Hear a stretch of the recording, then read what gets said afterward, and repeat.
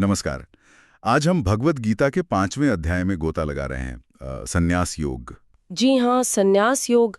और इसमें अर्जुन का वो जो बड़ा सवाल है ना कि क्या करें, कर्म छोड़ दें या करते रहें। हाँ बिल्कुल, एक बहुत ही मतलब बुनियादी सवाल है। तो स्रोत तो जाहिर है भगवत गीता का 5वां अध्याय ही है।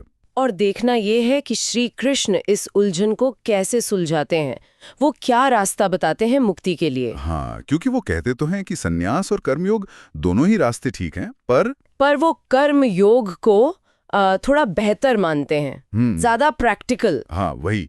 तो सवाल यही उठता है कि क्यों कर्मयोग बेहतर है। देखिए, बात ये नहीं है कि कर्म बुरा है। श्री कृष्ण ये नहीं कह रहे कि भाग जाओ, कर्म छोड़ दो। अच्छा। वो कह रहे हैं कि कर्म के पीछे जो इच्छा है, अच्छा। जो कर्तापन का भाव है, मतलब मैंने किया, उसको छोड़ो। ओह, तो मतलब त्याग कर्म का नहीं। कर्म के फल की इच्छा का त्याग, अहंकार का त्याग, स्वार्थ का त्याग, असल सन्यास यही है। श्लोक 2 इसी तरफ इशारा करता है। तो मतलब बाहर से साधु दिखना जरूरी नहीं है, अंदर से बदलना है। बिल्कुल। कर्म करते हुए भी आप अंदर से बिल्कुल साफ रह सकते हैं, शुद्ध हो सकते हैं, बल्कि ये ज्यादा स्वाभाविक रास्ता है। तो फिर ये जो समत्व भाव की बात आती है वो शायद यहीं से जुड़ती है कि सुख दुख, अच्छा बुरा। हाँ बिल्कुल। ज्ञानी व्यक्ति के लिए ये सब बाहरी उतार चढ़ाव हैं, लाभ हानि, मान अपमान। उसे पता है कि असली शांति अंदर है। तो उसके लिए सोना और मिट्टी एक बराबर, मतलब वैल्यू बाहरी चीज में नहीं, नजरिए में। हाँ, उसके अपने मन की स्थिरता में है। जैसे वो कमल का उदाहरण दिया है ना। हाँ हाँ, कमल का फूल कीचड़ में खिलता है पर कीचड़ उसे छू नहीं पाता। बिल्कुल वैसे ही कर्मयोगी दुनिया में रहता है, काम करता है, पर दुनिया की गंदगी मतलब मोह माया उसे बांधती नहीं।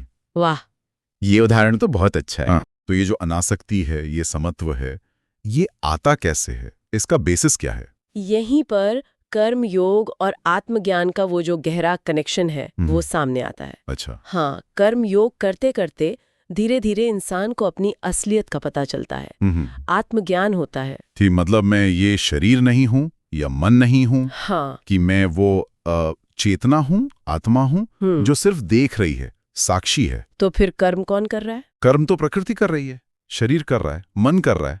आत्मा तो बस दृष्टा है, न वो करती है न करवाती है। समझ गया। तो जब ये समझ आ जाती है तो फिर कर्म करते हुए भी इंसान उनसे बंधता नहीं। बिल्कुल नहीं बनता, वो मुक्त रहता है। और फिर उसे सब प्राणियों में वही आत्मा दिखने लगती है, भेदभाव खत्म हो जाता है। और इसी अवस्था को परम शांति या निर्वाण कहते हैं। हाँ बिल्कुल, यही वो परम शांति है, वो स्थिरता है।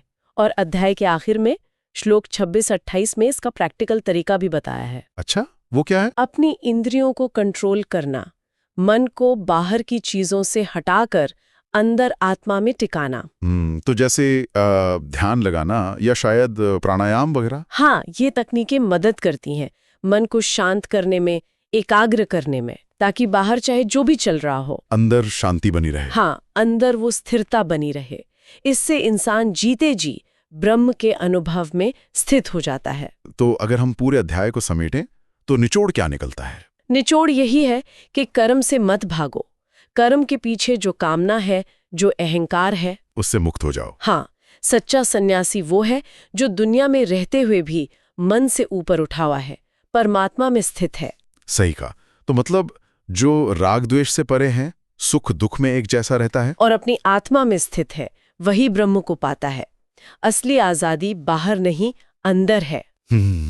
ये बात सोचने वाली है कि कर्म और उसके फल की इच्छा, इसके बीच के अंतर को अगर हम समझें और उसे अपनी रोज की जिंदगी में उतारने की कोशिश करें तो जिंदगी के अनुभव कितने बदल सकते हैं, है ना? हाँ शायद बहुत ज्यादा।